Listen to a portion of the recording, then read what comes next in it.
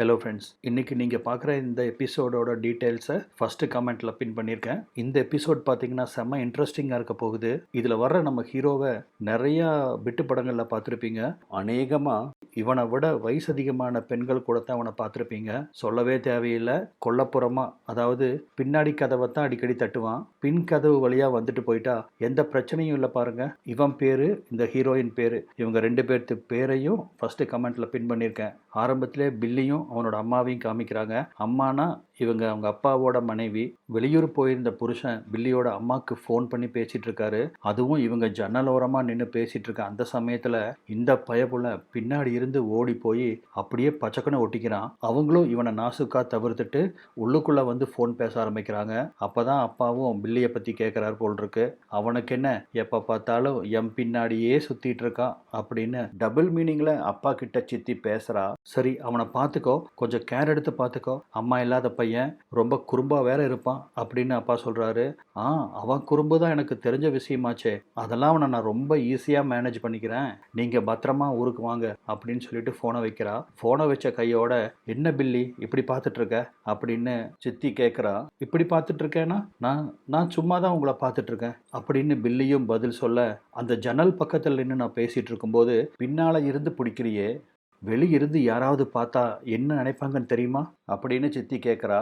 என்ன நினைப்பாங்க, நான் என் சித்தி கூட ரொம்ப பாசமாக இருக்கேன்னு நினைப்பாங்க, அவ்வளோதான் அப்படிங்கிறா ரொம்ப கேஷுவலாக. இதை கேட்டு டென்ஷனான சித்தி, என்ன பில்லி இவ்வளோ ஈஸியாக சொல்லிட்ட, மற்றவங்க இதை பார்த்தா ரொம்ப தப்பாக நினைப்பாங்க, அது போகட்டும், இன்னைக்கு காலையில் டிபார்ட்மெண்டல் ஸ்டோரில் எதுக்காக பின்பக்கத்தை பிடிச்சி கசக்குனேன் அப்படின்னு சித்தி கேட்கவும், அதுவும் ஜஸ்ட் லைக் தட், அவ்வளோதான், ரொம்ப டைட்டாக இருந்துச்சு, எப்படி இருக்குன்னு ஃபீல் பண்ணி பார்த்தேன், அவ்வளோதான் அப்படிங்கிறான். வர வர உன் போக்கும் சரியில்லை, உன் பேச்சும் சரியில்லை பில்லி, பொது இடங்களில் வந்தால் எப்படி டீசெண்டாக நடந்துக்கணும்னு கூட உனக்கு தெரிய மாட்டேங்குது, சதாசர்வ காலமும் படுக்கை அறைக்குள்ள நீ பண்ணுற இந்த அழிச்சாட்டியம் எல்லாம் என்னால் இதுக்கு மேலேயும் பொறுத்துக்க முடியாது பில்லி. நான் ஒன்று சொல்கிறேன் கேளு, உன் வயசுக்கு ஏற்ற பொண்ணா பார்த்து பழகு, அவ கூட ஜாலியாக டேட்டிங் போ, அஃபேர் வச்சுக்கோ, ரெண்டு பேரும் சந்தோஷமா இருங்கடா, என்னை விட்டுரு பில்லி அப்படின்னு சித்தி சொல்றா.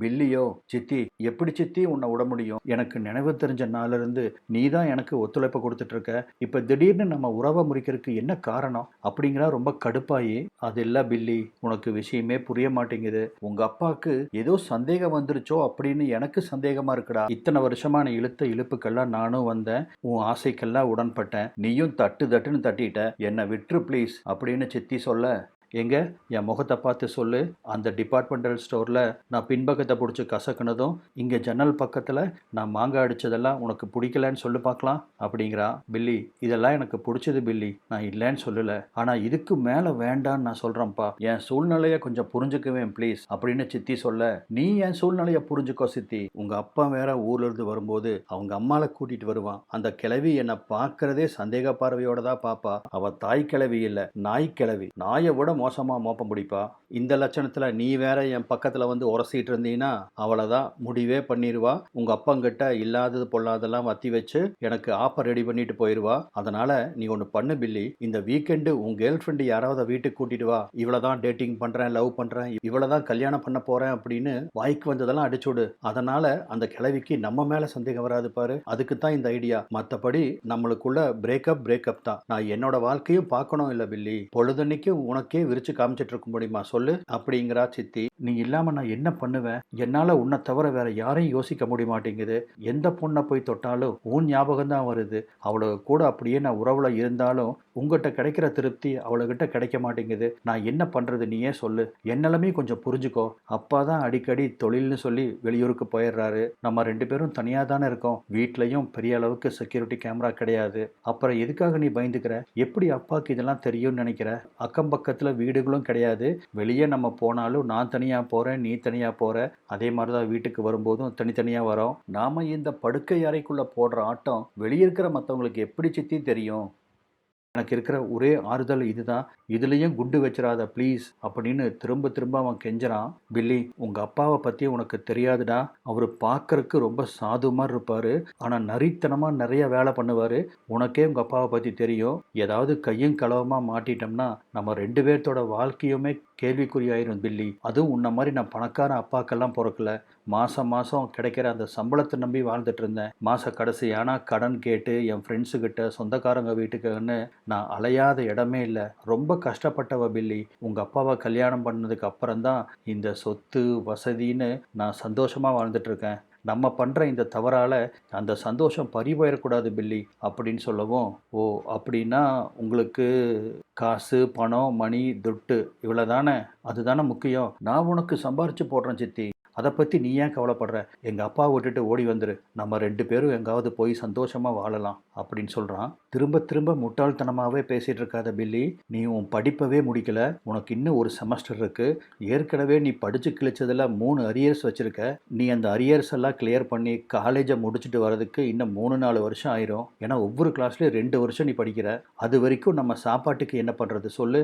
காதல் இருக்கலாம் பில்லி, அந்த காதல் மாசமானா வீட்டு வாடகை கட்டாது, எலக்ட்ரிசிட்டி பில்லு கட்டாது, ஃபோனுக்கு ரீசார்ஜ் பண்ணாது, புரியுதா அப்படின்னு சொல்லவும், இதுக்கு மேலே சித்தியை எப்படி சம்மதிக்க வைக்கிறதுன்னு தெரியாத பில்லியும் அழுக ஆரம்பிக்கிறான். இதை பார்த்து சித்தியும் மனமிறங்கி, வாடா செல்லம், அழுகாதடா செல்லம், அழுகாதடா செல்லம் அப்படின்னு அவனை இழுத்து கட்டி அணைச்சு ஆறுதலாக முதுக தட்டி கொடுக்குறாங்க. அவ்வளோதான். ஆனால் அவன் கை பார்த்தீங்கன்னா பின்பக்கமாக இருக்குது. இந்த சித்தியா நடிக்கிற நடிகை செம பீஸுங்க. அதுவும் அவள் உதடு பாருங்க, நல்லா அதுக்காகவே கட் பண்ணி ஷேப் பண்ணியிருக்கா. நல்லா கும்முன்னு 2 அல்ஃபோன்ஸா வேற வச்சிருக்கா. பில்லி விடுவானா? அந்த அல்ஃபோன்ஸாவை ருசிக்க ஆரம்பிச்சிடறான். இந்த இடத்துல இந்த சம்பவம் தரமாக பண்ணியிருப்பாங்க. எப்படியும் இந்த சம்பவத்தை படமாக்கும் போது ஒரு 3-4 பேராவது அந்த ரூம்குள்ளே இருப்பாங்க. எப்படிரா அவனுக்கு தம்பிகளை எல்லாம் கட்டுப்படுத்தி வச்சுருந்தானுங்க அப்படின்னு நமக்கே யோசிக்க தோணுது. அந்த அளவுக்கு அந்த பீஸு நம்மளை உசுப்பேத்துது.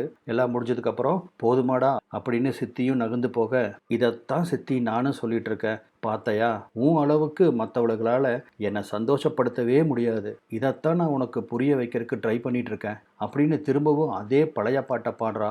பில்லி ப்ளீஸ் பில்லி, இப்போ நடந்தது கூட உன்னோட புரிதலுக்காக மட்டும்தான், புரிஞ்சுக்கோ. அப்படின்னா உனக்கு இதில் இன்ட்ரெஸ்ட் இல்லையா சித்தி அப்படின்னு அவன் கேட்குறான். என்னோட இன்ட்ரெஸ்ட் எல்லாம் முக்கியம் இல்லை பில்லி, உன்னோட எதிர்காலத்தை நீ கெடுத்துக்காத. பல நாள் திருடன் ஒரு நாள் அகப்படுவான் அப்படிங்கிற பழமொழி நீ கேட்டது இல்லையா? அந்த மாதிரி கண்டிப்பாக நம்ம ஒரு நாளைக்கு மாட்டுவோம். 2 பேர்த்தோட வாழ்க்கையும் வீணாயிடக்கூடாது அப்படிங்கிற அந்த நல்ல எண்ணத்துல சொல்ற. உன்னோட ஐம்புலங்களையும் கொஞ்சம் அடக்கி பழகு பில்லி. எப்ப பார்த்தாலும் என் பின்னாடியே உன் வாழை பிடிச்சிட்டு சுத்தாத பில்லி. ஊர்ல பாரு, உன்னோட கிளாஸ்மேட் அந்த மேரி, அந்த பொண்ணு அடிக்கடி உன்னவே ரூட்டுட்டு இருக்கா அப்படின்னு சொன்னேன்ல, அந்த பொண்ணுக்கு என்னடா குறைச்சல்? இள வயசு, நல்லா தளதளன்னு தக்காளி பழமா இருக்கா.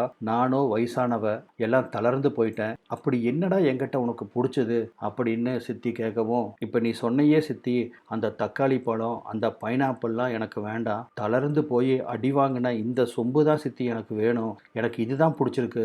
அதுவும் அந்த 2 குகை இருக்கு பாரு, அதுல நாள் முழுக்க விளையாடணும் போலயே இருக்கு சித்தி. ப்ளீஸ் சித்தி, நம்ம 2 பேரும் இன்னொரு ரவுண்டு போலாமா அப்படிங்கிறான். போடா ராஸ்கல், இப்பதான் மூச்சு முட்டை நானே வந்து உட்கார்ந்துருக்கேன், இதுல இன்னொருக்கா சுத்தி காமிக்கிடுமாமா? வேண்டாம் பில்லி, நான் சீரியஸா சொல்றேன், நல்லா யோசிச்சுக்கோ. இதோட எல்லாத்தையும் முடிச்சுக்கலாம். இதுக்கு மேல என் பக்கத்துல வந்துடாத, அவ்வளவுதான் அப்படின்னு சொல்லிட்டு சித்தி வெடுக்குன்னு அங்கிருந்து கிளம்பி போயிடுறா. ரொம்ப நேரமா பில்லி அங்கேயே இடிஞ்சு போய் உட்கார்ந்துருக்கான். அவனால சித்தியை தவிர வேற எந்த பொண்ணையும் நினைச்சும் கூட பார்க்க முடியல. அப்படி சித்தியோட அந்த சொம்புக்கு அடிமை ஆயிட்டான். என்னதான் அடி வாங்கியிருந்தாலும் சொம்பு நல்லா சைஸுங்க. அதுதான் பையனுக்கு ரொம்ப பிடிச்சி போயிடுச்சு போல இருக்கு. நைட்டு ரூம்ல உட்காந்து சித்தி ஏதோ புக்கு படிச்சுட்டு இருக்க, நைஸ் போல கதவை திறந்துட்டு பில்லி உள்ள வர்றான். சித்தி உனக்கு தண்ணி கொண்டு வந்த சித்தி அப்படின்னு வாட்டர் பாட்டிலை கொண்டு வந்து அவன் பக்கத்தில் வைக்க, தண்ணி பாய்ச்ச வந்தானோ அப்படின்னு நினச்சி சித்தி பயந்துக்கிறா. ஏன்னா விட்டா இவன் நாளெல்லாம் தண்ணி பாய்ச்சிட்டு இருப்பான். வயலில் இறங்கி வேலை செய்யணும்னா பில்லிக்கு ரொம்ப பிடிக்கும். அப்படிதான் இப்போவும் வயலில் இறங்கி வேலை செய்யத்தான் வந்திருக்கான் அப்படிங்கிறது சித்திக்கும் புரியுது. எப்படியாவது அவனை அவாய்ட் பண்ணி வெளியே அனுப்பிடணும் அப்படின்னு யோசிக்கிறா. ஆனால் பில்லி, மத்தியானம் நடந்ததுக்கெல்லாம் ரொம்ப சாரி பில்லி, ஆனால் என் சூழ்நிலை நீ புரிஞ்சுக்கோ அப்படின்னு சித்தி சொல்லவும், புரிஞ்சுது சித்தி, உன் கவலை என்னங்கிறது எனக்கு புரிஞ்சுது. இப்போ கூட நீ உன்னை பற்றி கவலைப்படாமல் என்னை பற்றி கவலைப்படுற பார்த்தியா? அப்படின்னா உனக்கு என் மேலே இன்னும் விருப்பம் இருக்குல்ல சித்தி? அவ்வளோ விருப்பத்தை வச்சுட்டு எதுக்காக இப்படி மரவட்ட மாதிரி நடந்துக்கிற? நான் கல்லொடைச்சாவது உன்னை சந்தோஷமாக காப்பாற்றுறேன் சித்தி. எங்கள் அப்பாவை ஓட்டுட்டு என் கூட வந்துரு ப்ளீஸ் அப்படிங்கிறான். உனக்கு ரியாலிட்டியே புரிய மாட்டேங்குது பில்லி. வாயில் சொல்கிறது ஈஸி, ஆனால் நீ நினைக்கிறதெல்லாம் நடக்கும்னு மட்டும் நம்பி ஏமாந்துடாத. வாழ்க்கை பல சமயத்தில் நம்ம எது நடக்கக்கூடாதுன்னு நினைக்கிறோமோ அதுதான் நமக்கு நடக்கும். உங்கள் அப்பா எனக்கு ஒரு நல்ல அமைதியான வாழ்க்கையை ஏற்படுத்தி கொடுத்துருக்காரு. கொடுத்துருக்கிறாரு. அதை விட எனக்கு எல்லா சுதந்திரத்தையும் அவர் கொடுத்துருக்கிறாரு. அதையே நான் தப்பான வழியில் பயன்படுத்த தயாராக இல்லை பில்லி.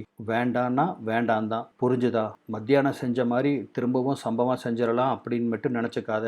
கண்டிப்பாக அதுக்கு நான் ஒத்துக்க மாட்டேன் அப்படின்னு சித்தி ரொம்ப உறுதியாக சொல்கிறா. அதை கேட்டு மனசு உடைஞ்சு போன பில்லி, சித்தி இப்போ கூட பாரு, என் பார்வை அந்த சொம்பை தாண்டி வேற எதையுமே பார்க்கல. ஜஸ்ட்டு கொஞ்சமாக தெரிகிற அந்த சொம்பு தான் என் கண்ணு முன்னாடி ஆடிட்டு இருக்கு.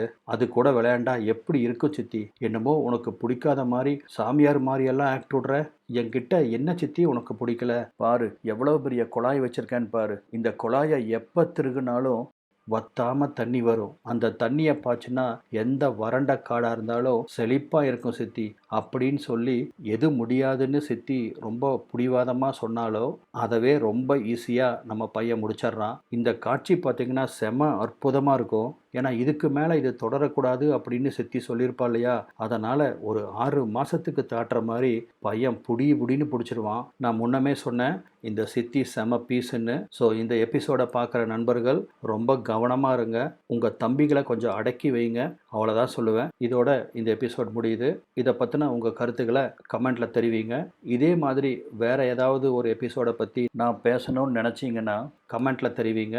என்னால் முடிஞ்சதுன்னா கண்டிப்பாக அதை நான் போடுறேன். இந்த வீடியோ பார்த்ததுக்கு நன்றி.